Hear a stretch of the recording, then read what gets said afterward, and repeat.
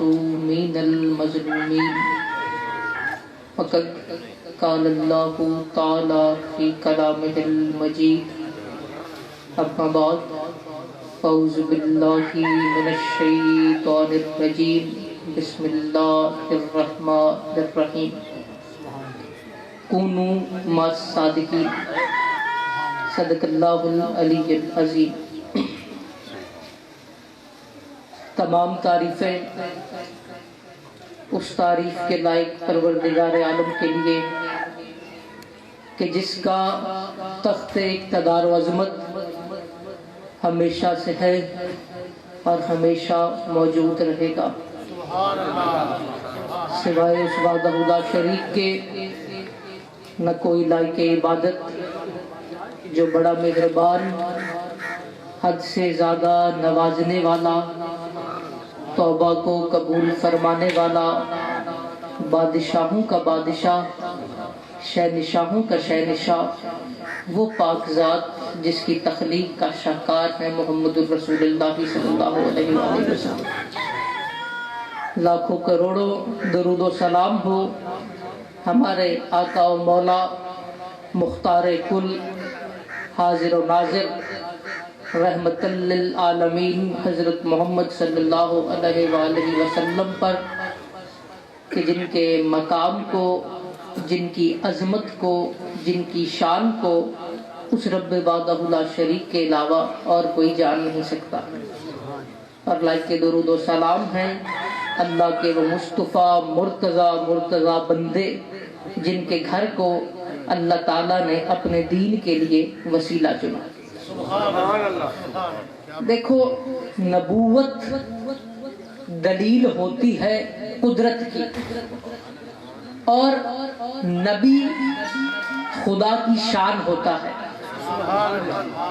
در حقیقت نبی خدا کی شان ہوتا ہے، جس طرح کہ وہ رب العالمین ہے اور اس کا محبوب رحمت للعالمین ہے، اسی طرح ولایت گنج معرفت اللہ کا ہادی، قدمی حاضی علی رکبت کل ولی اللہ کہنے والا ولیوں کا بادشاہ سید محی الدین عبد القادر جیلانی رضی اللہ تعالی عنہ۔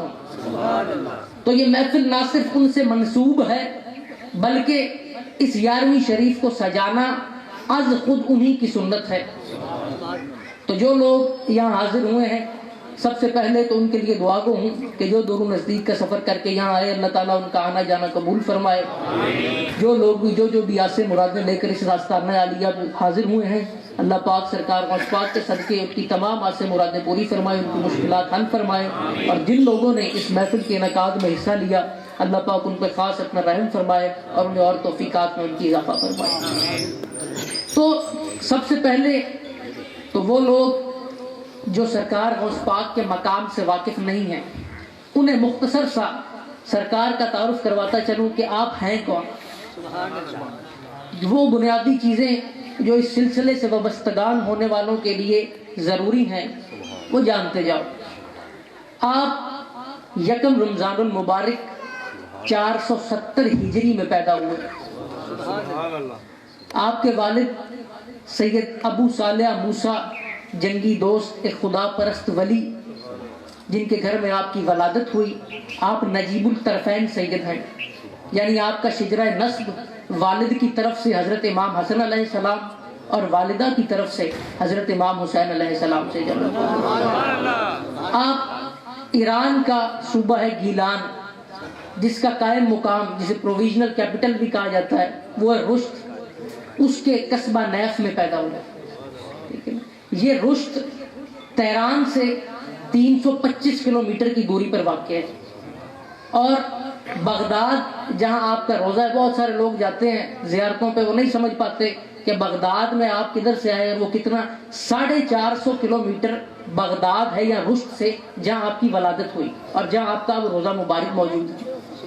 آپ کی والدہ کا مزار یہیں رشت کے پاس ایک سومسرا ایک جگہ ہے، یہ نیف سے 25 کلومیٹر باہر ہے، ادھر آپ کی والدہ کا مزار اب بھی موجود ہے۔ جو لوگ جاتے ہیں زیارتوں پہ وہ ادھر بھی حاضری دینے جاتے ہیں۔ آپ گیلان میں مشہور ہو گیا کہ سادات کے گھر ایک لڑکا پیدا ہوا ہے جو بچپن سے ہی روزے رکھ رہا ہے. بارش کی وجہ سے بادل تھے, اب چاند نظر نہ آ سکا عید کا. لوگوں کا ایک ہجوم آپ کے گھر کے باہر جمع ہو گیا. ابو صالح موسیٰ کو حضور صلی اللہ علیہ وآلہ وسلم کی زیارت ہوئی اور آپ نے مبارک دی کہ تمہارے گھر ایک اللہ کا ولی آنے والا ہے جو اللہ کا ولی اور میرا بیٹا ہوگا, اسی لیے آپ کو اللہ تعالیٰ نے مظہر جمال مصطفی بنا کر بھیجا. اب یہ تو تھا آپ کا ایک مختصر سا تعارف.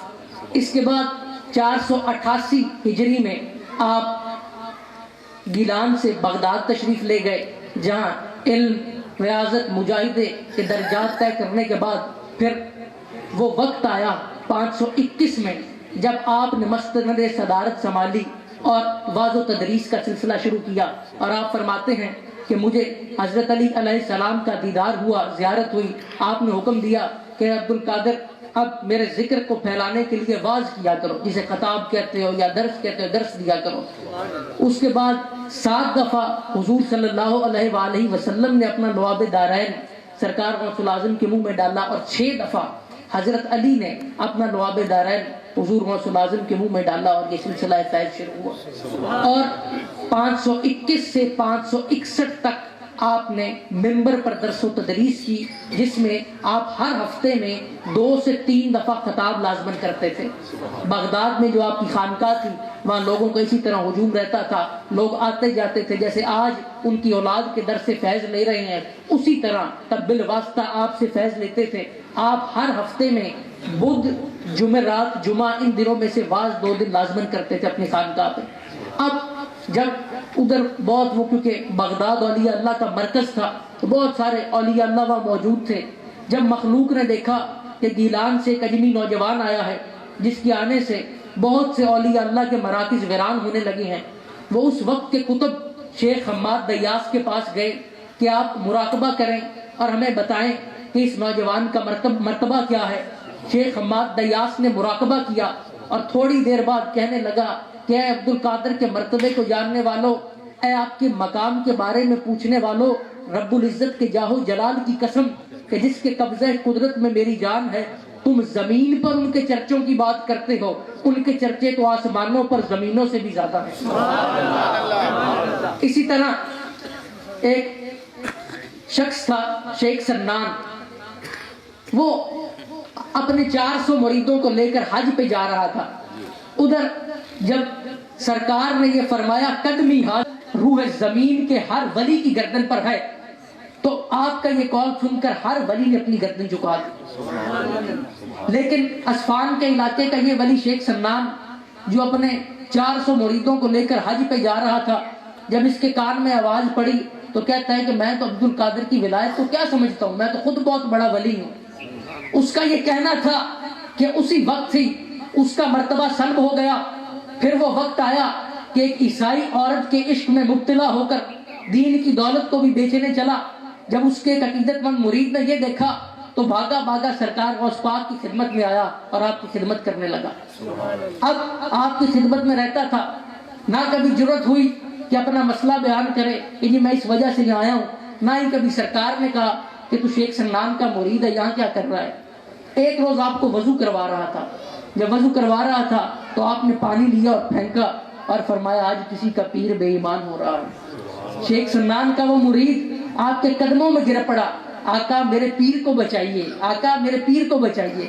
آپ نے پھر چلو میں پانی لیا اور پھینک کے فرمایا سنان آنکھیں کھولو اور خدا کے دین کی دولت کو کافروں کے ہاتھ مت بیچو. تب شیخ سنان کی آنکھیں کھلی اور بھاگا بھاگا آیا, سرکار غوث پاک کے قدمی لگا. آپ نے پھر سے ولایت بھی دے دی اور رب تعالیٰ سے معافی بھی دے دی. تو اسی طرح اب آپ کا ایک لقب آتا ہے محی الدین. لیکن میں مختصر وقت میں یہ ساری تمہیدات جن کو بندہ پروتا جائے تو بڑا وقت لگتا ہے, یہ میں آپ کو بتاتا جا رہا ہوں کیونکہ یہ چیزیں سیکھنے کی, یہ آپ کو پتا ہونا چاہیے. آپ لوگ سرکار کے ماننے والے ہو, چاہنے والے ہو, تو یہ چیزوں سے آپ کو باضابطہ فیضیاب ہونا چاہیے. آپ کے علم میں ہونی چاہیے کہ تسی اس سلسلے میں جڑے ہو, کیویں جڑے ہو, تاکہ جدوں تہاڈے تے کوئی پوچھے کہ تسی شیخ شریف والے دے مرید ہو یا قادری گھرانے نال یا سرکار غوث پاک دی اولاد نال جڑے ہوئے ہو, تے انہاں دا مقام کی ہے کہ تسی اگوں دا منہ نہ ویکھ رہے ہو, تانوں پتہ ہوے تسی ایتھے تربیت کروا. اسی طرح آپ محی الدین, آپ کا ایک لقب بولا جاتا ہے کہ آپ محی الدین ہیں. آپ خود فرماتے ہیں کہ میں سفر سے بغداد واپس آ رہا تھا کہ رستے میں ایک کمزور شخص کو پایا. اب اس کمزور شخص نے مجھے سلام کیا، السلام علیکہ یا عبد القادر. میں نے اس کے سلام کا جواب دیا، اور میں نے جب اٹھایا تو وہ کمزور شخص ایک نوجوان شخص میں تبدیل ہو گیا اور مجھے کہا کہ تو آپ نے مجھے پہچانا ہے، میں آپ کے نانا کا دین ہوں جو مردہ ہو رہا تھا، اور آپ کی آمد سے اللہ تعالیٰ نے مجھے ایک نئی زندگی عطا کی جس کی وجہ سے آپ محی الدین ہیں، محی الدین ہیں، محی الدین.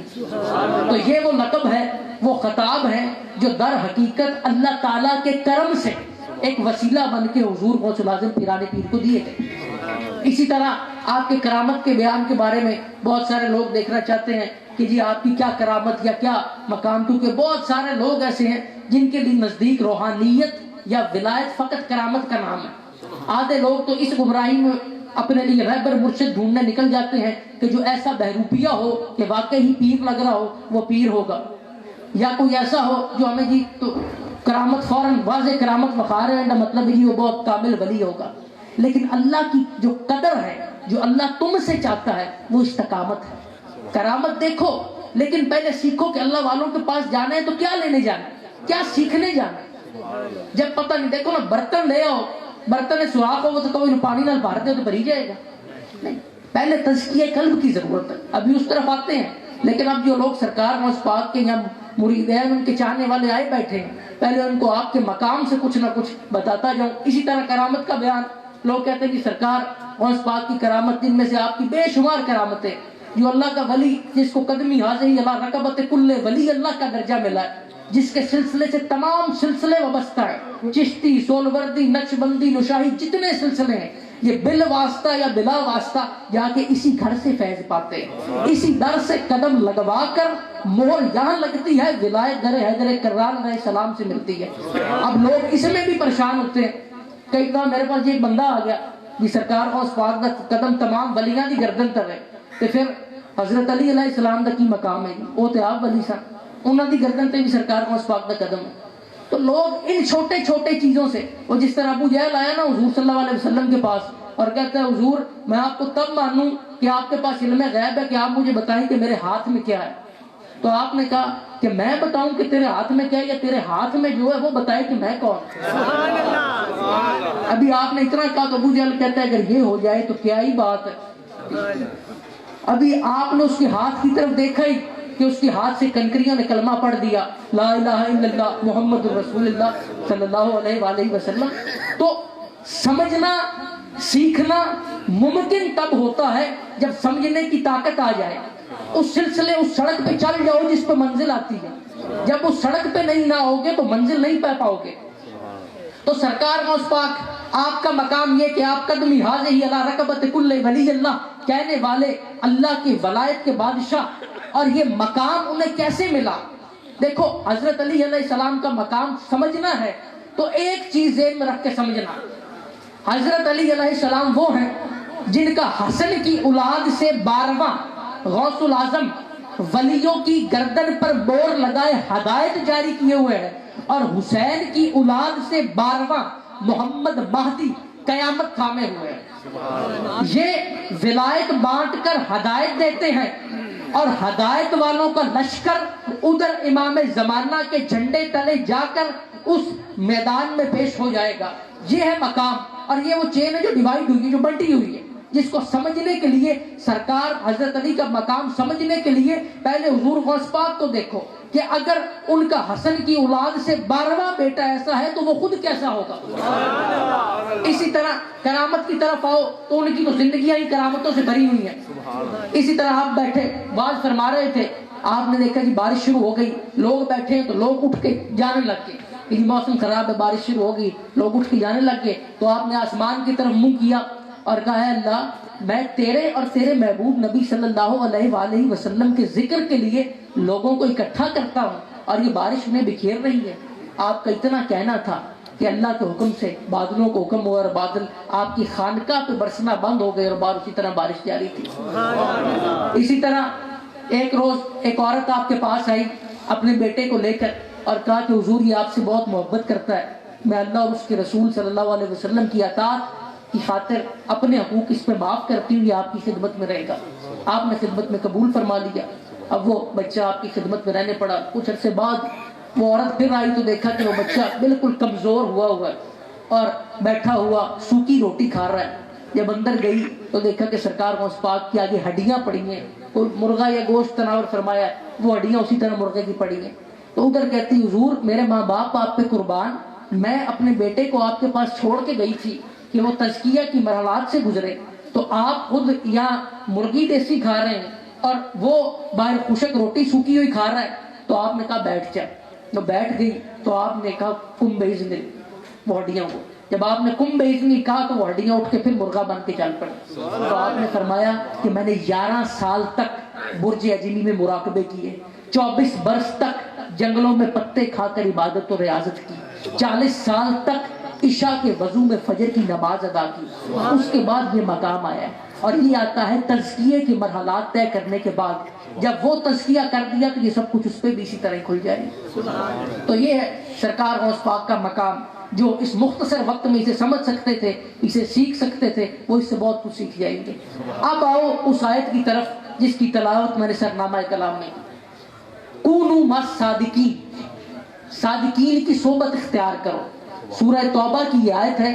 اللہ تعالیٰ تمہیں اللہ والوں کی صحبت اختیار کرنے کا حکم دیتا ہے کہ اے بندے اللہ والوں کی صحبت اختیار کرو, اللہ والوں کی سنگت میں رہو, اللہ والوں کی رفاقت میں رہو, اللہ والوں سے جڑ جاؤ. اب کیا وجہ ہے کہ اللہ تعالیٰ تمہیں اللہ والوں کی صحبت میں جانے کا کیوں حکم دیتا ہے؟ سیکھنے کی جو چیز ہے, ان محفلوں کا مقصد ہوتا ہے تربیت پانا. آج ہمارا سب سے بڑا مسئلہ کیا ہے کہ سرکار کی وہ حدیث بھی تھی نا کہ آخرت کے وقت میں وہ چیز سب سے زیادہ جو ناپید ہوگی, ان میں ایک چیز یہ بھی ہے کہ وہ علم جو کسی کو فیض دے. تاریخ کی باتیں ہیں, تفسیر کی باتیں ہیں, سرکار کا مقام ہے. یہ میں نے آپ لوگوں کے آگے بیان کر دیا. آپ لوگ بڑی خوشی سے کہو کہ جی ہم سرکار غوث پاک کے عاشق ہیں, ماننے والے, یہ بڑا کام اسی کی طرح گل سن لیتی, اسی واہ واہ کر دیتی. پر یاد رکھنا کہ سورت کی محبت جو ہم سی وہ عشق نہیں ہوتا, سیرت کی پیروی عشق ہوتی. اگر آپ سرکار غوث پاک کے عاشق ہو, یا ہم جو آپ کے پیر مرشد ہیں ہم سے سچا عشق کرنے والے, تو پہلی چیز ہی تم لوگوں میں یہ آئے گی کہ تم لوگ اس رستے پہ چلو گے جو ہم لوگ بتائیں گے. تم دیکھو گے کہ میرے پیر ایسے کہتے ہیں, میرے پیر ایسے کرتے ہیں, میرے پیر کا یہ طور طریقہ, میں نے اس کے مطابق اپنے آپ کو ڈھالنا ہے. اپنے اندر تربیت لاؤ گے, اپنے اندر تبدیلی لاؤ گے, تو زندگی کی ترجیحات مقرر کرو. اور وہ ترجیحات مقرر ہوتی ہے کونوا مع الصادقین سے, صادقین کی صحبت اختیار کرو. اب صادقین کی صحبت اختیار کرنے کا حکم تمہیں اللہ نے دے دیا, اللہ والوں کے پاس جانے کا حکم دے دیا. اب بہت سارے لوگ آتے ہیں جی اسی اللہ والے کو لائیں, اللہ کے ولیاں کو لائیں, یا اپنے پیر مرشد رہبر پیشوا کو لائیں, جنہیں تو اسی دعا کرانی ہے, تویز لینا ہے, تو کام ہو گیا تو ہو گئے. یہی لوگوں کا نظریہ ہے جی, جب دنیا دے مارے ہون کے جب کتے کام نہیں ہو رہا ہوئے گا, ان کی صحبت اختیار کرو. اب اللہ والوں کی صحبت میں کیا لینے جانا ہے, اللہ والوں کی صحبت میں کیا کرنے جانا ہے, وہ کیا چیز ہے جس کے لیے تمہیں اللہ خود اپنے بندوں کی صحبت میں بھیج رہا ہے؟ وہ ہے تزکیہ قلب. کیا چیز ہے؟ تزکیہ قلب, جو ملتا ہے اللہ والوں کی صحبت میں جانے سے.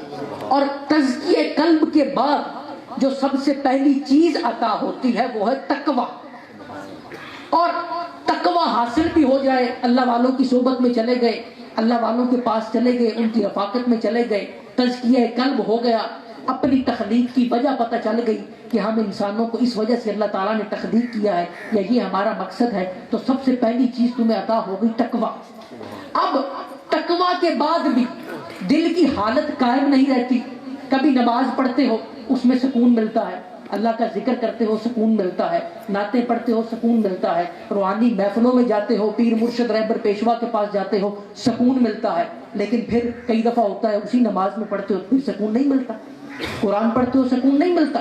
یہ تو قرآن کا فیصلہ ہے کہ الا بذکر اللہ تطمئن القلوب, کہ اللہ کے ذکر سے دلوں کو اطمینان ملتا ہے.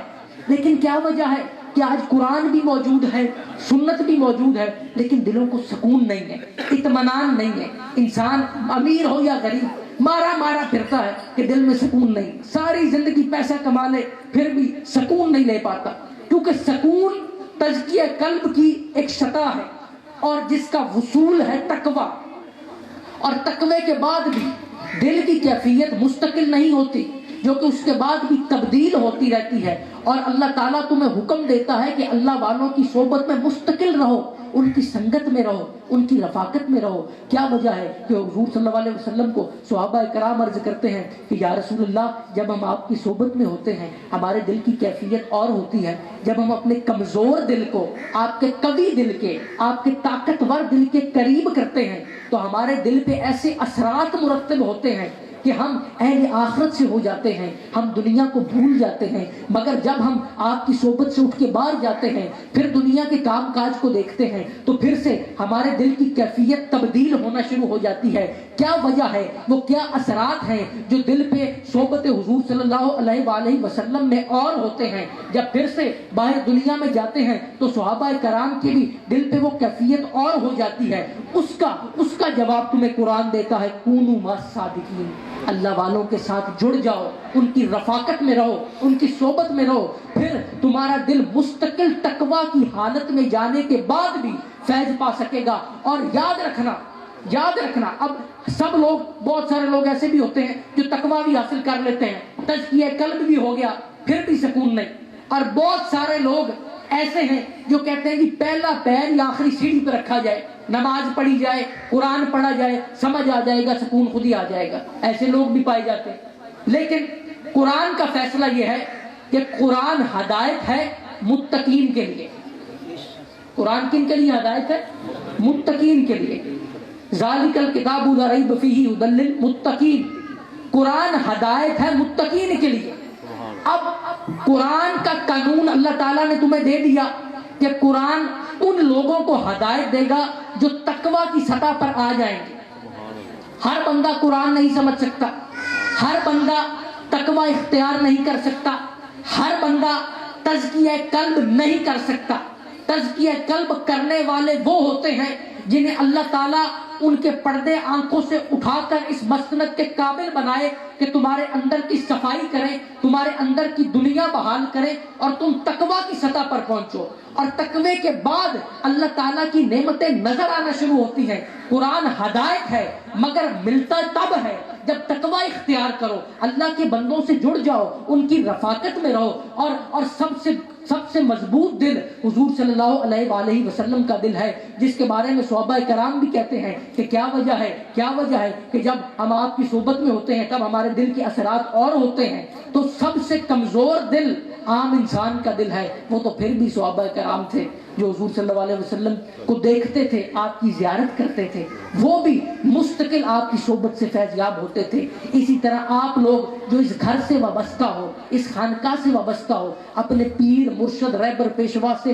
مستقل ان کی صحبت میں رہ کر، ان کی رفاقت میں رہ کر، ان کی سنگت میں رہ کر اپنے قلب کی اصلاح پایا کرو، پھر تقوی کی نعمت ملے گی۔ اور جب تقوی کی نعمت ملے گی تب قرآن کی سمجھ آئے گی، تب وجہ تخلیق کل سمجھ آئے گی۔ آج کے انسان کی سب سے بڑی بیماری یہ ہے کہ وہ اپنے مسائل اللہ اور اس کے رسول صلی اللہ علیہ وآلہ وسلم کے بغیر حل کرانا چاہتا ہے۔ وہ اپنی مشکلات، اپنی پریشانیاں اللہ اور اس کے برگزیدہ بندوں کو وسیلہ بنائے بغیر حل کروانا چاہتا ہے۔ وہ یہ بھول گیا ہے کہ اس کی تخلیق کا مقصد کیا ہے۔ کوئی امیر ہو یا غریب، بوڑھا ہو یا جوان، ساری زندگی تین چیزوں کے لیے گزارتا ہے۔ پہلی چیز دولت کمانے کو، دوسری چیز عزت کمانے کو، تیسری چیز ذلت سے بچنے کو، یہی کرتے ہیں۔ لیکن قدرت کا فیصلہ دیکھو، وہ بار بار تمہیں حکم دیتا ہے کہ اے بندے، اللہ تعالیٰ تمہیں بار بار کہتا ہے ذلت ہے تو وہ بھی کہتے ہیں میرے ہاتھ میں، کہ ذلیل بھی تمہیں کوئی نہیں کر سکتا جب تک کہ اللہ نہ چاہے، اور عزت بھی تمہیں کوئی نہیں دے سکتا جب تک کہ اللہ نہ چاہے۔ اور یہ اولیاء اللہ کی سب سے بڑی چیز ہے کہ وہ تمہارے تزکیہ قلب کر کے، چاہے وہ سرکار غوث پاک ہوں، حضرت معین الدین چشتی ہوں، داتا صاحب ہوں، جو مرضی اولیاء اللہ ہوں، وہ تمہارا تزکیہ قلب کر کے تمہیں کم از کم یہ سوچ سب سے پہلے ضرور دیتے ہیں کہ تم دنیا میں لینے کیا آئے ہو۔ ساری زندگی پیسہ کماتے رہے، تلک بناتے رہے، اینڈ پہ جانتے ہو جب دنیا سے جانے کا وقت آئے گا، یہ دنیا کی سنگتیں، یہ دوست بیلی جن کی خاطر دنیا میں سارا وقت گزارا ہوگا اور اللہ تعالیٰ کی نافرمانی کی ہوگی، یہ کسی کام نہیں آئیں گے۔ تب تو یہ گھر والے سب سے پہلے کہیں گے کہ لاش گل رہی ہے، بو آ رہی ہے، رات سے پہلے اسے اس کے ٹھکانے پر پہنچاؤ۔ تو اے بندو، اپنے آپ کو پہچانو کہ ہم ہیں کون۔ ہم لینے کے آئے ہیں. رزق اللہ کے ہاتھ میں ہے, عزت اللہ کے ہاتھ میں ہے, ذلت اللہ کے ہاتھ میں ہے. تمہارے ہاتھ میں کیا دیا؟ فقط ایک نسبت رسول صلی اللہ علیہ وآلہ وسلم. تمہیں اس سے بڑی اور خوش قسمتی نہیں ہو سکتی کہ اس امت میں پیدا کر دیا جس امت میں پیدا ہونے کی خواہش انبیاء کی بھی تھی. تو اب آگے کام تمہارا ہے کہ اپنے آپ کو پہچانو کہ تم کون ہو, کیا لینے آئے ہو. اور اللہ تعالیٰ تمہیں ایک کام اللہ نے کہا ہے پورے قرآن میں, جس کے لیے اس نے کہا ہے کہ میں اور میرے فرشتے بھی کرتے ہیں اور میں تجھے بھی اس کام میں اپنے ساتھ شامل کرتا ہوں کہ تو میرے آقا محمد رسول اللہ صلی اللہ علیہ وسلم پہ درود بھیج. لیکن آج کا انسان وہ درود بھیجنے سے ہی غافل ہے. آج کا انسان جو اپنی مشکلات اللہ اور اس کے رسول کے بغیر حل کروانا چاہتا ہے, وہ اپنی بیماریاں, تکلیفاں, پریشانیاں سب کچھ آتے ہیں. اللہ موتی و انا قاسم, دینے والا رب ہے اور دلانے والا میں ہوں. جو کچھ بھی اللہ تعالیٰ تمہیں دے گا وہ حضور صلی اللہ علیہ وآلہ وسلم کے وسیلے سے دے گا. تو آج تو لوگوں دکانیں کھلی ہیں, کہیں نفس پرستی, عداوت, منافقت کی دکانیں, کہیں دنیا طلبی کو دین اور دین کو ذریعہ معاش بنا کر بیچا جا رہا ہے, اور آج کا انسان اس کا خریدار ہے. سرکار غوث پاک فرماتے ہیں کہ اے بندے, اس دنیا میں ابھی خریداری کا وقت ہے, تو وہ سودا خرید جو تو آخرت کے بازار میں بیچ سکے. اور وہ رب تم سے کیا چاہتا ہے؟ وہ رب تم سے توبہ کا سودا چاہتا ہے, توکل کا سودا چاہتا ہے, اللہ کی اطاعت کا سودا چاہتا ہے, حضور صلی اللہ علیہ وآلہ وسلم کی سچی محبت, آپ کی نسبت, آپ کی اتباع کا سودا چاہتا ہے. اور پھر سرکار غوث پاک فرماتے ہیں نا کہ اے بندو, ان واعظ و ذکر کی مجلسوں میں سیر کی نیت سے نہ آیا کرو, اپنا علاج کرانے کی نیت سے آیا کرو. ہنسنے نہ آیا کرو, رونے آیا کرو. تو دیکھو کیسے کریم اولیاء ہیں جو تمہیں اس طرح چلاتے ہیں جیسے بچے کو انگلی پکڑ کے چلایا جاتا ہے. تو بات سنو, جب یہ سلسلہ شروع ہوا تھا نا, مجھے بہت سارے لوگوں نے کہا یہ راوی دے جاہل لوگ نے, کیوں جی علی تاڑے علاقے کے بارے کہ راوی کے جاہل لوگ ہیں, کبھی نہیں سمجھ سکتے. تو میں نے کہا ہم بھی ان کی اولاد ہیں جنہوں نے عرب جیسے جاہل معاشرے کو ایک تہذیب یافتہ معاشرے میں تبدیل کر دیا. تو ہم نے اپنی ڈیوٹی پوری کرنی ہے, آگے ہدایت دینا ان کا کام, جس کو دینا چاہے گا وہ خود ہی اس لائن پہ لے آئے گا. تو ان اولیاء اللہ کی زندگی, ان اولیاء اللہ کی تربیت, ان اولیاء اللہ کی صحبت سب سے بڑی چیز ہے جو تم لوگ اپنے آپ کے اصلاح کے لیے استعمال کر سکتے ہو, کیونکہ ان کی صحبت سے تمہیں تزکیہ قلب ملنا ہے. اگر ان کی صحبت نہ ہوئی تو اللہ کہتا ہے, قرآن کا فیصلہ ہے کہ تم تزکیہ قلب نہ لے پاؤ گے. اسی طرح پھر قرآن میں حکم ہوا وَمَن يُطِعِ اللَّهَ وَالرَّسُولَ فَأُولَٰئِكَ مَعَ الَّذِينَ أَنْعَمَ اللَّهُ عَلَيْهِم مِّنَ النَّبِيِّينَ وَالصِّدِّيقِينَ وَالشُّهَدَاءِ وَالصَّالِحِينَ وَحَسُنَ أُولَٰئِكَ رَفِيقًا.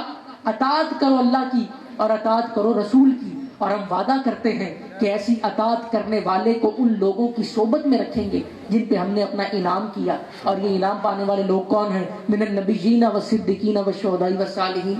تو اطاعت اگر اللہ اور اس کے رسول کی بھی کرو گے تب بھی آگے سے حکم یہی ہوگا کہ اللہ والوں کی صحبت میں چلے جاؤ.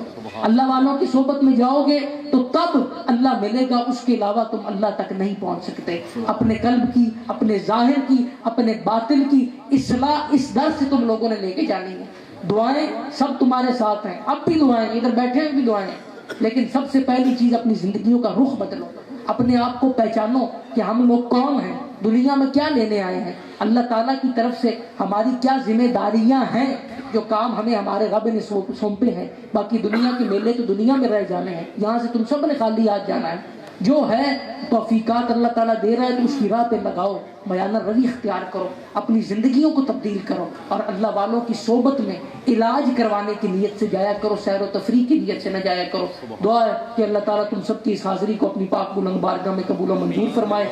جو بھی آسے مرادیں لے کر اس در پہ آئے ہیں, اللہ پاک ان تمام کی نیک دلی آسے مرادیں پوری فرمائے اور اپنا خاص سایہ کرم فرمائے. وما علینا الا البلاغ المبین.